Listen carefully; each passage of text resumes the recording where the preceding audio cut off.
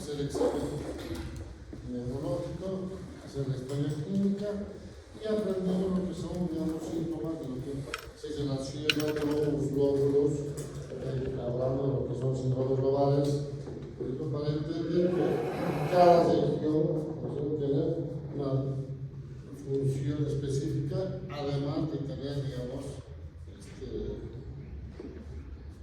características propias cuando hay alguna afección en el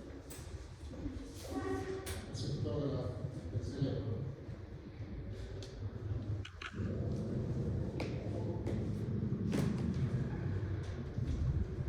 Bien, entonces, ahora un poco vamos a hablar sobre lo que son los accidentes cerebrovasculares, que fundamentalmente lo que llamamos el ACV isquémico, que esto es lo que van a ver, digamos, con frecuencia cuando estén haciendo, digamos, la práctica hospitalaria y cuando empiecen a trabajar como médicos, porque estos pacientes no van a ir, digamos, a la consulta porque le pasó algo, digamos, de la noche, sino van a ir a la emergencia. Y esto es lo que van a ver en la emergencia. Estos pacientes que tienen ACV, digamos, isquémico, sin importar qué cosa, sin importar que tenga demencia o Alzheimer, sin importar que tenga Parkinson, sin importar que tenga, no sé, otras enfermedades, ¿cierto? Va a ir por el accidente cerebrovascular y es lo que tenemos que aprender a diagnosticar, ¿no es cierto? Hay muchos pacientes que son hipertensos crónicos y llegan con accidentes cerebrovasculares. Hay pacientes que llegan a la emergencia por un trauma de cráneo, pero no es un trauma de cráneo, sino es el accidente cerebrovascular lo que provocó esto, ¿no es cierto? Entonces, tenemos que aprender a diferenciar y enfrentar y hacer qué, ¿no es cierto?, conducta tomar después de revisar al paciente. Bien, esto es lo que actualmente se maneja mucho en la parte neurológica, ¿no es cierto? Dice, tiempo es cerebro. Es cierto, en la emergencia neurológica, porque es una emergencia neurológica, no neuroquirúrgica, ¿no es cierto? Especialmente en los accidentes cerebrovasculares, los famosos ictus, ¿no es cierto? Significa que cada minuto que pasa sin tratamiento en cerebro por esta lesión, ¿no es cierto?, provoca pérdida irreversible del tejido cerebral. Eso que significa que van muriendo neuronas que no van a volver, digamos, a recuperarse. Y fíjense, se estima que un ácido isquémico típico por cada minuto que se pierde, ¿no es cierto?, o se pasa, se pierde aproximadamente 1.9 millones de neuronas. Fíjense la cantidad de neuronas que uno va perdiendo, digamos, cuando no vamos haciendo o se demora en llegar, digamos, el paciente al hospital. Y dicen 14 millones de sinapsis, mucho más todavía, ¿no es cierto? Y kilómetros de fibras nerviosas equivalente a más o menos años de envejecimiento cerebral. ¿Eso qué significa? Que se pierde un montón de neuronas, por ejemplo, 2 millones de neuronas, pero las sinapsis son mucho más. ¿Y por qué será eso?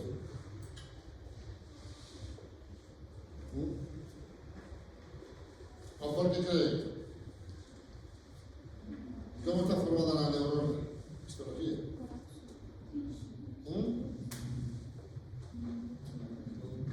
Tiene un cuerpo, después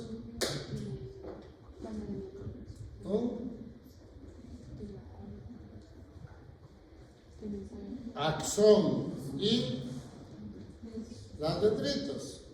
Y cada dendrita se conecta con una neurona. Por eso es que dicen 14 mil millones de sinapsis. Fíjense ustedes.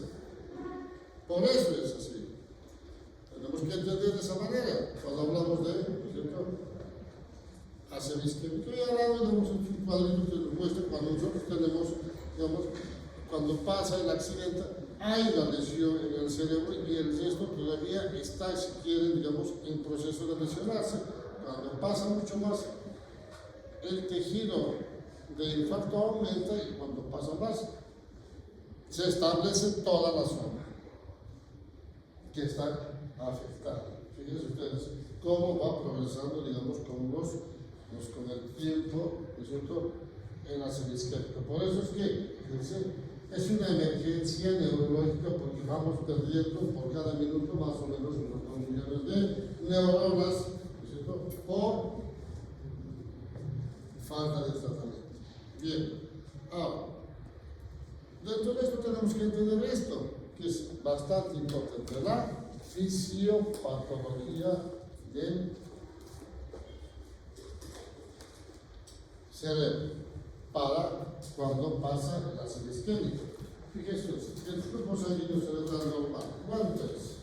Es de 55 ml por 100 gramos, ¿no es cierto?, de cerebro por minuto.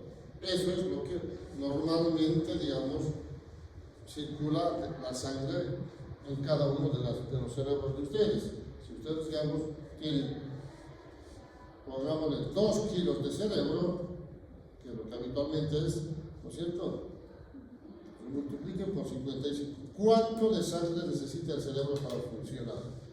Por eso es que tenemos que entender estas cosas para entender lo que es el ACV isquémico. Fíjense, pero si baja la cantidad, ¿no es cierto?, llega más o menos entre 30, 35, de 50, 50 hasta 30, esto va a haber, chicos, va a haber una alteración en la sinapsis proteica y la expresión génica.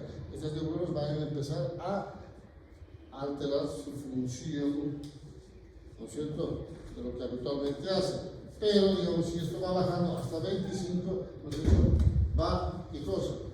A haber alteración en el consumo de glucosa. Primero, hace que aumente la función de la glucosa, el consumo de glucosa para compensar lo que está sufriendo la neurona. Pero después, como no hay respuesta, ¿no es cierto?, como no hay respuesta, va bajando el consumo de la glucosa, ¿no es cierto?, y la glucosa sirve como energía en el funcionamiento de las células, ¿no es cierto? Bien, ahora, si baja a menos 25, ¿no es cierto?, va a haber una liberación de los neurotransmisores excitatorios, que son esos elementos que son nocivos para la célula. ¿Por qué? Porque la célula ya no está funcionando bien. La neurona ya está empezando a sufrir. Entonces, ¿qué es lo que pasa? Si vemos que sigue bajando, va a haber una acidosis tisular, ya empieza a necrosarse la célula. Y obviamente si baja, por ejemplo, a menos 20, como última medida va a haber una depresión en ¿qué? Del ATP. ¿Y qué es el ATP? ¿Ah? Es el adenosín trifosfato, ¿no es cierto? ¿Y para qué sirve?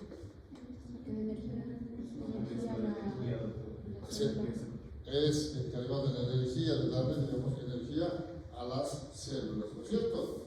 Pues fíjense ustedes, eso va deteriorándose, pero cuando baja más aún, ¿qué es lo que va a pasar?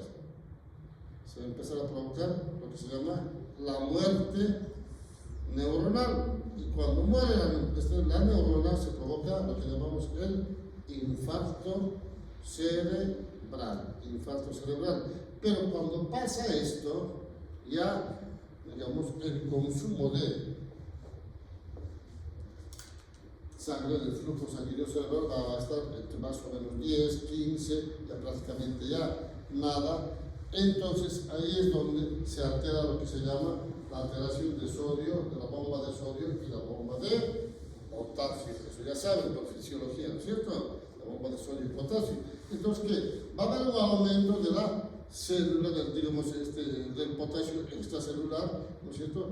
Y la desviación del calcio a nivel intracelular. Entonces, fíjense ustedes que ya cuando pasa eso, básicamente tenemos establecido el infarto cerebral. Esa es la fisiopatología, digamos, de lo que, digamos, ocurre cuando hablamos de un infarto cerebral, ¿no es cierto? Y las causas, digamos, en general siempre son un trombo, ¿no es cierto? Puede ser un émbolo, a veces un sangrado, ¿no es cierto?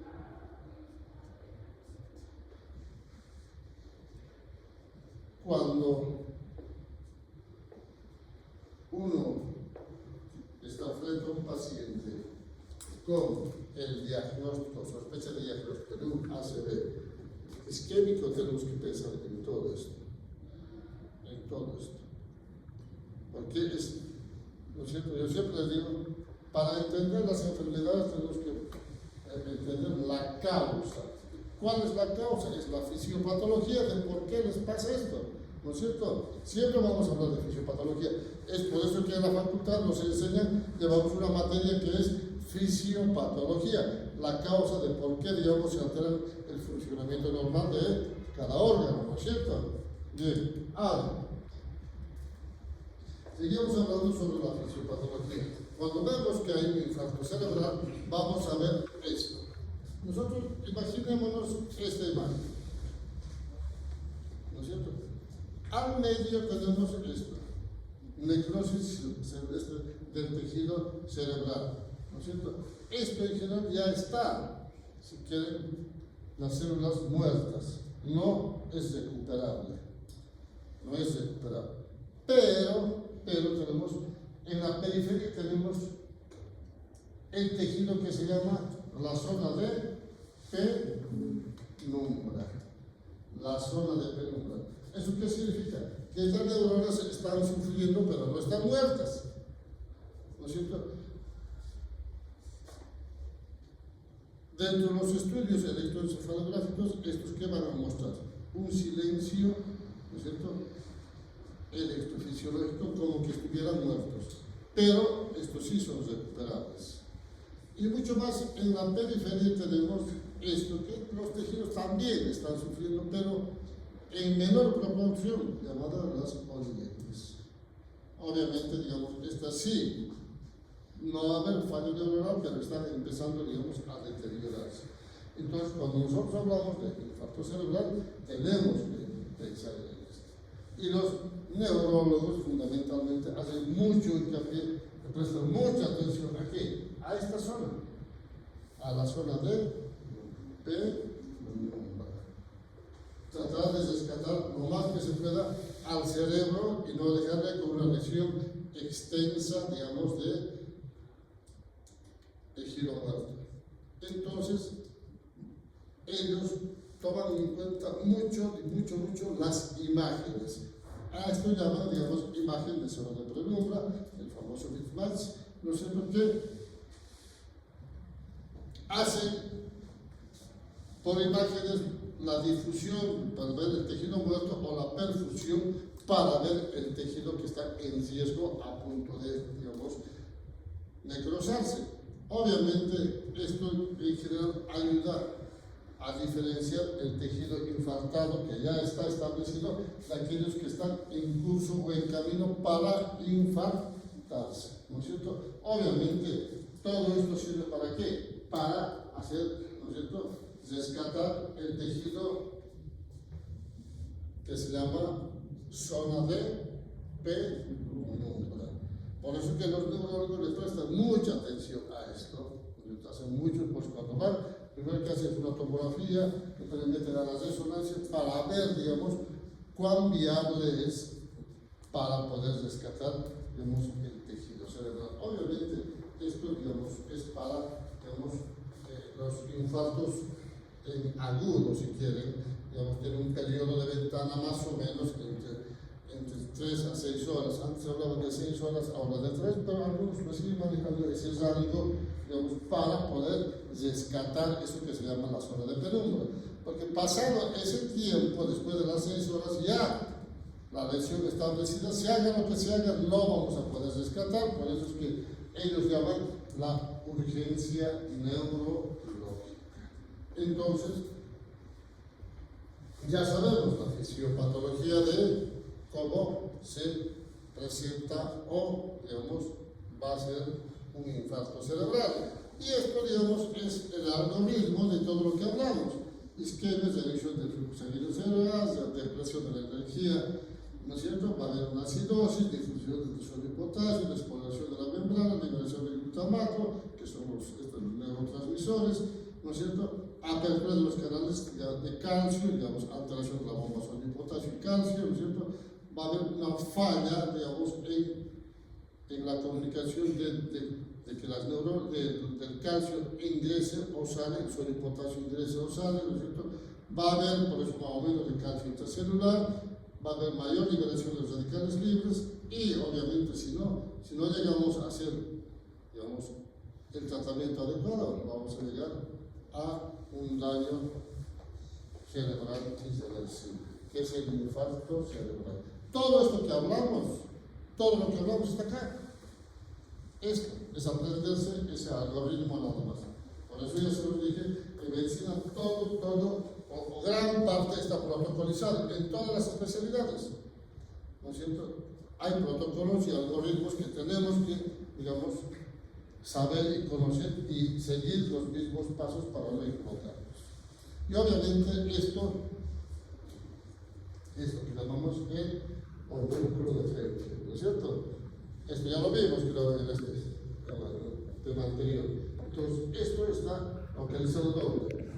Esta es la zona motora y esta es la zona sensitiva. Fíjense, es más o menos lo mismo, pero solamente en esta zona, no en el resto del cerebro.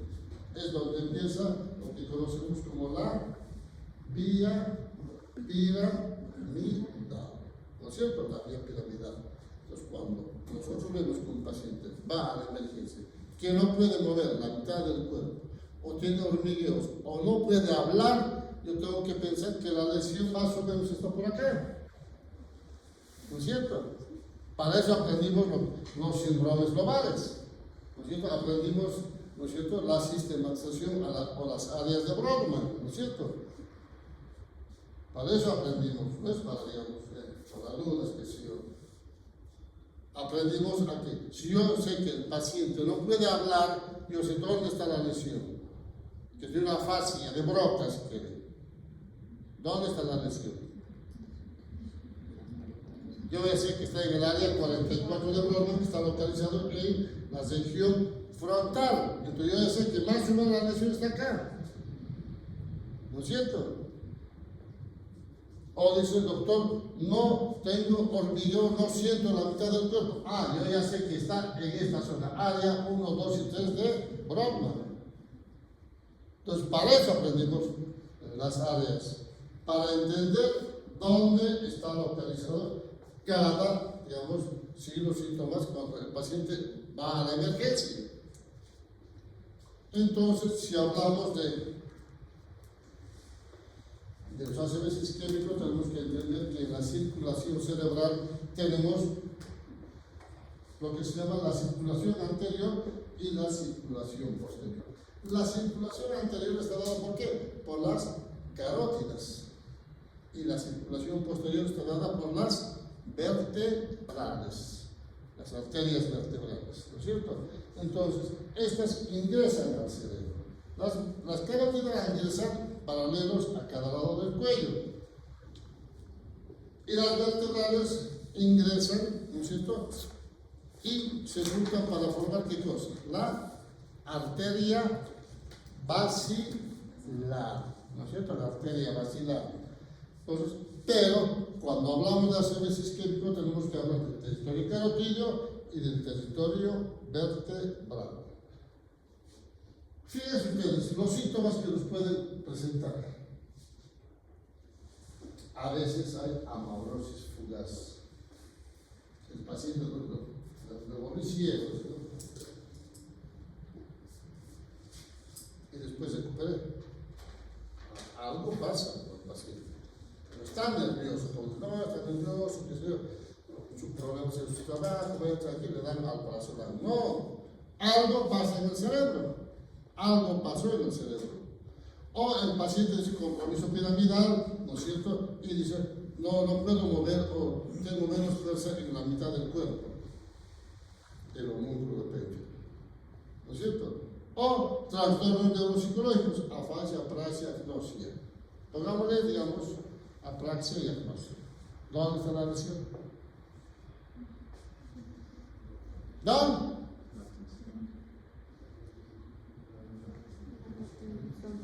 ¿Ve por qué les dije que tienen que estudiar? Para entender el próximo tema. Si tengo apraxia, agnosia, está en la región parietal.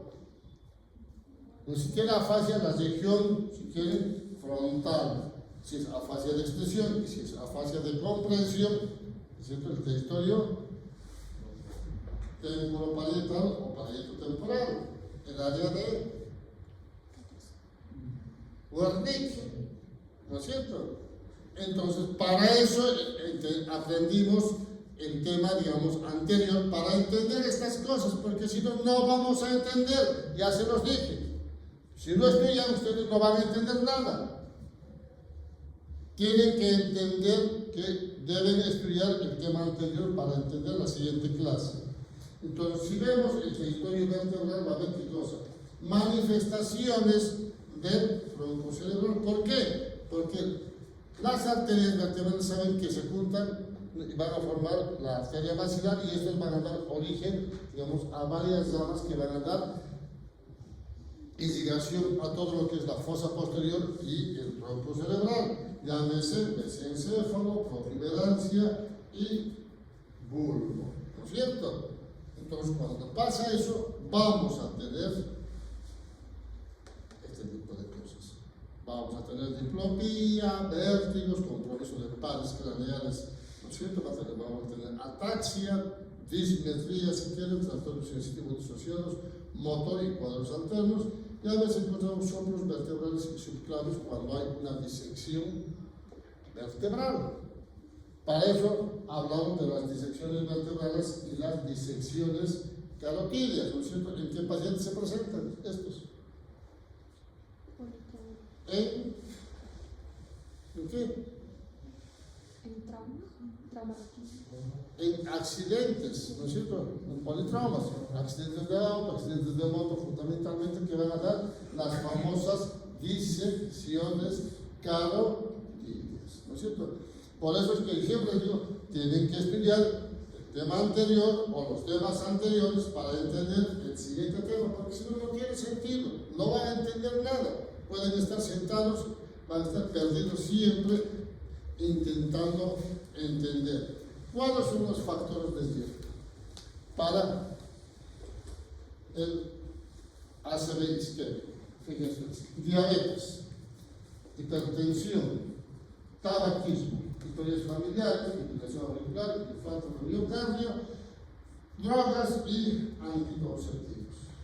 Y obviamente la obesidad y todo eso, ¿no es cierto? Y pacientes, digamos, mayores de 60 años. Todos esos son factores de riesgo que van a complicar al paciente. Bueno, diabetes, ya sabemos que la diabetes provoca una serie de alteraciones en el organismo con los años, ¿no es cierto? Lo mismo con la hipertensión arterial, los famosos hipertensos que normalmente, ¿no es cierto?, no toman los medicamentos. Realmente la gran mayoría es así, por lo menos en Bolivia.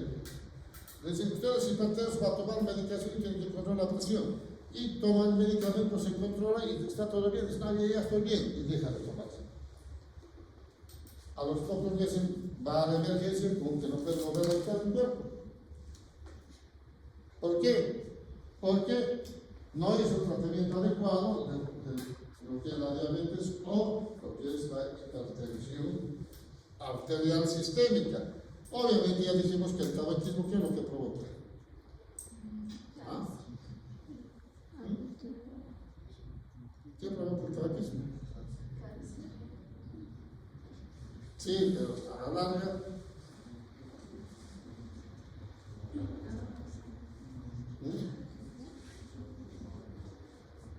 Los enfisemas, ¿no es cierto? Los enfisemas. Entonces, eso cuando tienen enfisemas, ¿qué es lo que provocan? Digamos, disminución del aporte de oxígeno a dónde? Al cerebro. Entonces, Fíjense ustedes que todas estas cosas estamos hablando, ya hablamos esto del examen neurológico, ya sabemos esto, ¿no es cierto? Lo mismo que cuando el paciente tiene fibrilación auricular, ¿qué es lo que va a provocar? Los famosos émbolos, ¿no es cierto? Que pueden bloquear y tapar las arterias en el cerebro, o los infartos de miocardio y, obviamente, las drogas. ¿Qué provocan las drogas en el cerebro? ¿Qué dijimos que provoca? Una vasculitis, muy bien, una vasculitis. Y eso es lo que van a provocar, o tapan la arteria o provocan sangrados, ¿no es cierto? Y finalmente, esto de los anticonceptivos, ¿no es cierto? Esto más saben las mujeres que los varones, porque hay anticonceptivos que van a provocar este tipo de cosas, provocan el famoso, las famosas cefaleas o los pseudotumores cerebrales, y a veces provocan, digamos, esto de la isquemia. ¿Por qué? Porque cuando uno usa anticonceptivos, ¿no es cierto?, a veces, ¿no es cierto?, digamos, toma y empieza a tener dolor de cabeza, cefalea. ¿No es cierto? Y uno agarra el prospecto, para estar los prospectos, dice, ¿no? Los efectos colaterales, ¿no es cierto?, cefalea, digamos, visitabilidad, a veces que sea aumento, digamos, del volumen, digamos, hinchazón, etcétera, etcétera, y dentro de esos pone, digamos, ante cualquier duda o presentación de estos síntomas, acuda a su médico. Pues va a decir, doctor, me pasa esto, y le cambia a otro anticonceptivo. Pero, digamos, no todos los anticonceptivos provocan eso, pero algunos sí. Si no prestamos atención, vamos a tener lo que se llama el ACV isquémico. ¿No es cierto? Tenemos pacientes con sobrepeso. La gran mayoría de los pacientes que tienen sobrepeso son diabéticos, son hipertensos y problemas de tiroides, aparte de tener, digamos, una serie de complicaciones en el hígado, etcétera. Pero lo más frecuente que son, digamos, terminan siendo hipertensos y diabéticos. Ahora, si son exámenes, digamos, no tienen obesidad mórbida, por ejemplo, ¿no es cierto? Estos pacientes ya van a tener problemas en las articulaciones, van a tener problemas en la circulación. ¿Por qué?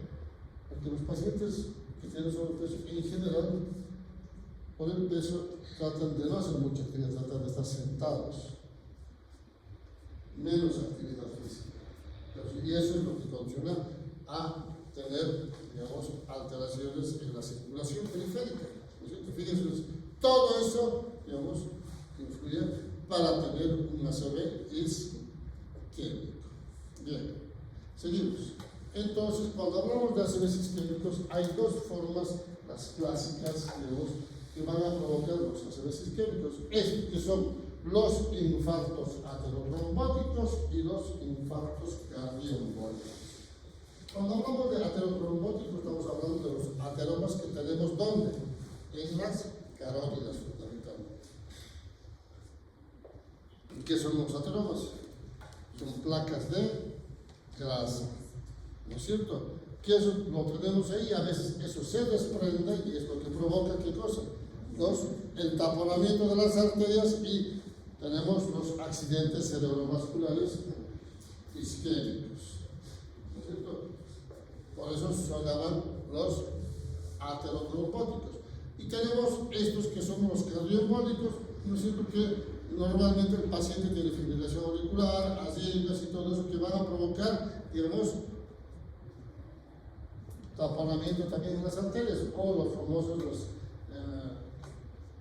las cardiopatías de chagascas descompensadas, ¿no es cierto? Todos estos van a provocar problemas en el cerebro.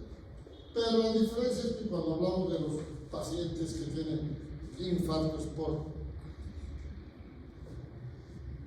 aterotrombóticos, es que estos van a ir a tapar arterias de grueso calibre.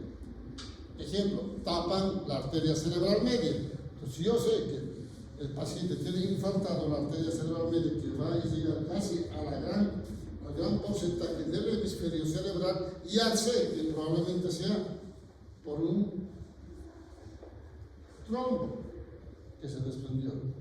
Pero si yo sé que el paciente tiene un infarto pequeño, probablemente sí tenga una causa cardíaca. Entonces, por eso es que cuando nosotros vemos esto, hay que estudiar el corazón, la carótida, siempre hay que pensar en esas cosas para saber cuál es la causa de lo que le provocó el infarto cerebral. Existen otras que estas llamadas de causas raras o causas indeterminadas, que cuando estudian, ¿no es cierto?, no encuentran la causa. Yo, si veo a un paciente, digamos, de la tercera edad, que es hipertenso, diabético, no que ya sé que es un problema de, digamos, problema de placa diafragma, que si tiene un problema de corazón ya es cardiopólico. Pero en personas jóvenes como ustedes a veces presentan este tipo de cosas. Le hacen la cara, examinan a la carótida normal, corazón normal, buscan otras causas y no encuentran una causa. A eso llamamos de causas raras o causas indeterminadas. Pero ya se lo dije, siempre hay una causa. No puede taparse por, ¿no es cierto?, arte de magia. Se tapó y tiene eso. O simplemente se tapó porque Dios lo castigó, que si son creyentes. No, porque es un pecador y Dios le castigó y tiene eso. Tiene que ser muy pecador para que le pase eso. Si es muy pecador, alguna de estas cosas debe tener. ¿No es cierto? Siempre hay una causa. Pero está descrito en que en ese momento, digamos, que estudiamos, no encontramos la causa. A eso llamamos las causas raras o causas indeterminadas. ¿Entienden, no es cierto? Bien, seguimos. Entonces, vamos a ver que, fíjense, entre otras causas, esas raras que decimos, puede haber estas, que ya hablamos cuando estábamos haciendo el interrogatorio y el estudio clínico. Disección carotidia o disección vertebral, fíjense ustedes, que es lo que menos se piensa, ¿no es cierto? Entonces, estos en general se presentan en qué? Fundamentalmente en pacientes jóvenes, es lo que les decía. Siempre hay una causa. ¿Por qué? Porque tuvieron un accidente, ¿no es cierto? Van a la noche que tuvieron un accidente, ¿no es cierto? Y para que no sean, digamos, regañados o castigados por los papás, dicen, no avisan, ¿no es cierto? Y de pronto tiene un ACV isquémico. Seguramente tuvo o tiene una disección vertebral o disección carotidia. Fíjense ustedes. Y esto otro, digamos, la persistencia del foramen oval. Esto en general, digamos, ustedes se acuerdan del agujero oval en los agujeros de la base del cráneo, ¿no es cierto? Hay uno que es el agujero oval, ¿no es cierto? Pero no es ese el agujero oval, es un orificio persistente en el corazón. A eso llamamos agujero oval. Esos generalmente van de comunicación de un ventrículo a un ventrículo, de una aurícula a una aurícula. Eso es lo que provoca una especie de remolino que van a provocar burbujas de, ¿no es cierto?, aire que van a provocar el taponamiento de las arterias. Entonces, esas cosas las tenemos que estudiar. Entonces, cuando uno habla de un ACV isquémico en personas jóvenes, tenemos que pensar, ¿no es cierto?, en esto. No decir es de causa rara o de causa indeterminada. Siempre hay una causa. Y tenemos que pensar en eso.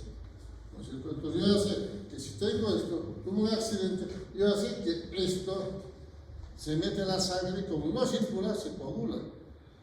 Y con algún movimiento se desprende el coágulo y va a tapar la arteria, donde corresponde, de acuerdo al tamaño del coágulo que se desprende. Fíjense ustedes. Entonces, por eso es que tenemos que entender que cuando hablamos de ACV isquémico tenemos que pensar en todas estas cosas de acuerdo a la edad del paciente. Ahora, ¿cuál es la clínica? ¿Cómo va a ir a la emergencia y qué es lo que van a encontrar ustedes en los pacientes? Fíjense, hemiparesia o hemiplegia, la mitad del cuerpo que no mueve o mueve un poco o siente menos en la sensibilidad. pierda la sensibilidad. A veces va a haber hemianopsia total o parcial de un solo lado o de ambos lados, pierde la visión. ¿Qué otra cosa puede tener? Problemas para hablar, disartria o afasia. Ahora, si la lesión es en la parte posterior, ¿qué es lo que vamos a ver? El paciente va a tener ataxia, vértigos y a veces nistagmos. Yo ya sé que con estos síntomas ya sé que la lesión está en fosa posterior, ¿no es cierto? O disminución de la violencia, digamos, de la conciencia o disminución de la conciencia. Cuando el paciente entra en coma. Paciente que llega a la emergencia hablando y de pronto le estamos haciendo intervenir y se duerme y entra en coma. Y uno dice, hace el examen, digamos, lo primero que preguntan, ¿cuánto de Glasgow tiene? Que tienen que saber. De memoria, ya se los dije, el Glasgow. No llamamos cuando hemos buscado, llaman, ¿no? ¿Cuánto de Glasgow tiene? Tiene 12 de Glasgow. No, el paciente se está muriendo. Porque hicieron mal el cálculo. O dice, ¿cuánto de Glasgow? No, doctor, está todo bien. ¿No es cierto? No, otro dice, no, doctor, está muy mal. ¿No es cierto? ¿Cuánto de Glasgow tiene? 5 de Glasgow. Entonces está ya con un signo de muerte cerebral. Y tú ves, uno va, lo ve el paciente hablando. Cualquier cosa. ¿Pero por qué? Porque no sabe del Glasgow. Por eso les digo, para cuando terminen ustedes la facultad y tengan que entrar a el internado, tienen que saber el Glasgow. Porque va a depender de eso, de lo que digan ustedes, si vive o muere el paciente. Porque el especialista va a ir a verlo cuando ustedes le digan el Glasgow. Si ustedes se equivocaron, el paciente se murió. ¿Quién tiene la culpa? ¿El paciente? No, ustedes. Entonces fíjense ustedes cuán responsables tienen que ser ustedes y fíjense ustedes cómo el paciente deposita su vida en la mano de ustedes. Va a depender mucho de ustedes lo que digan y lo que hagan para que el paciente si vive o muere. Pero ya se los dije por eso, no cualquiera puede ser médico. Para ser médicos hay que ser muy responsables. Y hay que hacer qué cosa para ser buenos médicos. Estudiar. Independientemente de la especialidad que hagan o no hagan ninguna especialidad. Bueno, yo quiero ser médico familiar, quiero ser médico general, sí, tienen que saber todo. No, yo no voy a tener mucho problema, voy a ser dermatólogo, tienen que saber todo. No, yo no voy a estar, yo voy a hacer imagen, tienen que saber todo. No, yo voy a hacer, no sé, laboratorio, tienen que saber todo. Por eso digo, no cualquiera puede ser médico. Tienen que ser muy responsables. Todo lo que digan, porque lo que hagan, va a depender la vida del paciente. Uno tiene que estudiar, pero no estudiar para el docente, ni para el papá, ni la mamá, ni para uno mismo, para que sea, digamos, un buen médico. Bien, seguimos. Entonces, existen lo que llamamos los infartos totales y los infartos, digamos, parciales. Cuando hablamos de infartos totales, ¿de qué estamos hablando? De esto. Fíjense, infarto de todo el hemisferio. Es alteración y compresión de qué? De la circulación anterior. ¿Qué es la circulación anterior? La circulación que corresponde a la arteria carótida. La arteria carótida, ¿no es cierto? Entonces, ya sé que cuando hay una alteración en las, ¿no es cierto? O yo veo que hay una lesión de infarto como esto, ya sé que pasó algo en el territorio de la circulación anterior, que es la carótida, ¿no es cierto? Esos son los infartos totales. A veces hay los parciales, estos que van a infiltrarse, digamos, ramas corticales en el cerebro. Y vamos a ver estas pequeñas lesiones. porque se tapó una arteria cortical, pero el resto del cerebro sigue funcionando.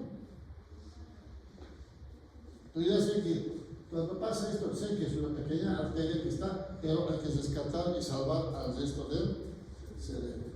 ¿No es cierto? Al resto del cerebro. Tenemos esa función de rescatar a estos cerebros. Ahora, cuando va a haber un infarto total, el paciente va a tener una hemiplegia, no va a poder mover, va a tener afasia, va a tener un montón de cosas, ¿no es cierto? Que, ¿no es cierto?, va a manifestar clínicamente en el momento del examen, pero cuando a veces pasan los pequeños infartos, van a tener, dependiendo, digamos, dónde está la lesión. El paciente, digamos, puede mover el brazo, la pierna, pero no puede hablar, tiene una fascia. Yo ya sé que está en la región frontal y probablemente esto que estamos viendo acá se extiende más abajo y está agarrando el territorio del lenguaje y va a tener una afasia, ¿no es cierto?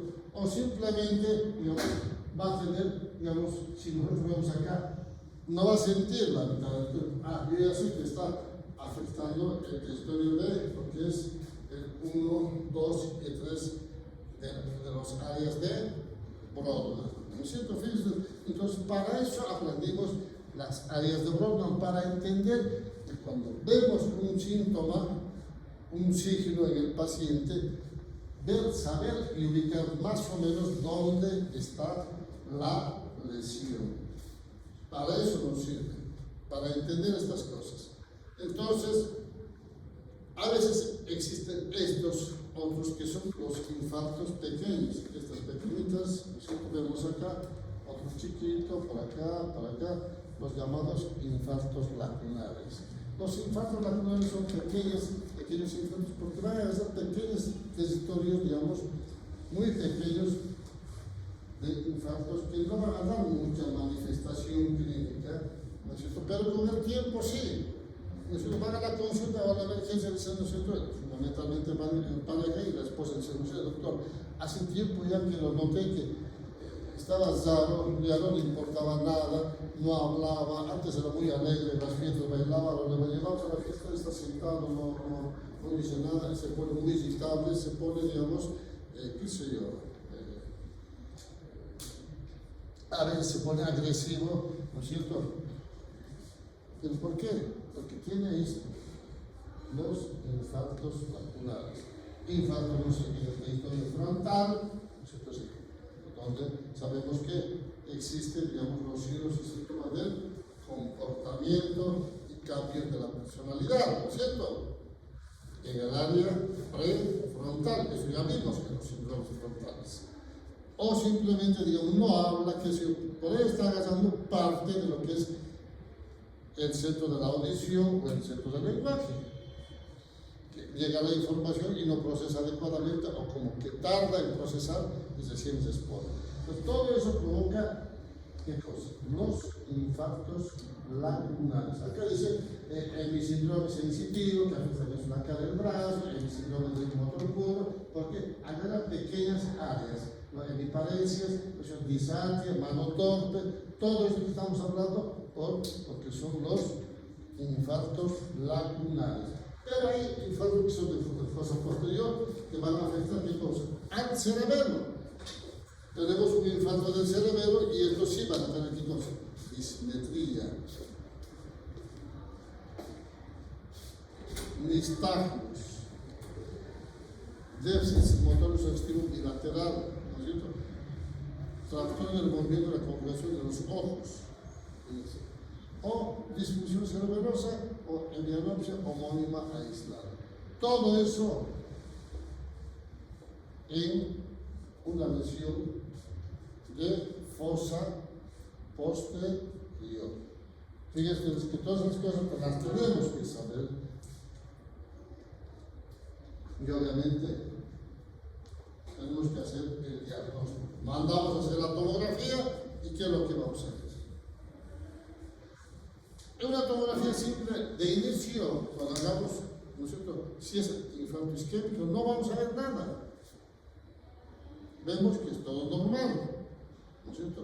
Pero en general lo hacemos para descartar si es ácido isquémico, hemorrágico, y, digamos, uno si no tiene sangre, más o menos uno dice, me quedo más tranquilo. Sí, no es que tranquilo, porque está en curso un infarto, digamos, cerebral, ¿no es cierto? Infarto cerebral. Pero, digamos, uno tiene que prestar atención. Dice, yo veo esto, no, es normal, pero también es normal. Pero no, fíjense ustedes, yo veo esta cisterna amplia, pero acá no, fíjense, y hay esto, el cielo de la cuerda que llaman. Entonces, esos síntomas, digamos, nos hacen pensar ya que el paciente tiene ¿qué cosa? Un infarto en curso. Por eso siempre les digo, siempre uno tiene que comparar al examen neurológico izquierda-derecha y en tomografía lo mismo. Comparar. Siempre comparar ambos lados. Entonces yo cuando veo que el paciente tiene déficit y no veo nada, yo tengo que prestar atención en estos pequeños detalles. Entonces, lo derivamos al especialista, que si llega al centro, a un hospital de mayor complejidad, ¿qué le van a hacer? Una angiotomografía. Para ver qué cosa, ¿no es cierto? La oclusión de las arterias, que no se ven, oclusión de grandes vasos, ¿no es cierto? Y va a depender mucho de qué arteria está tocado para ver si le hace un tratamiento, digamos, endovascular o tratamiento quirúrgico. ¿Para qué? Para salvar al cerebro. A veces, digamos, si tienen acceso a una resonancia, pueden hacer una difusión para detectar que el ACV isquémico en agudo, fundamentalmente, en agudo. Por eso dice detectar isquemias a los pocos minutos del inicio de los síntomas. Acá dice no menor de 12 horas, pero eso es para encontrar. Pero para hacer algún tratamiento no tiene que pasar más de 3 horas. Algunos dicen, no sé, hasta 4 horas está permitido, y algunos dicen que hay un rango de entre 3 a 6 horas. Lo mismo, tiene que ser siempre en la fase aguda, lo más precozmente posible. Si dejamos pasar más tiempo, ya la lesión establecida, se haga lo que siga, ya no vamos a modificar.